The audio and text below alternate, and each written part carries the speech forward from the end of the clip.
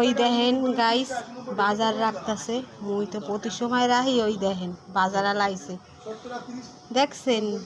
ওই ওই দেখছেন দর কষাকষি হইতেছে বাজার আলার সঙ্গে। এই লাউ শাক হইয়ে গেছে, এই দেখেন। আর কালকেও একটু মাংস ছেলে আর ওই আইস এই আটা মাখছি।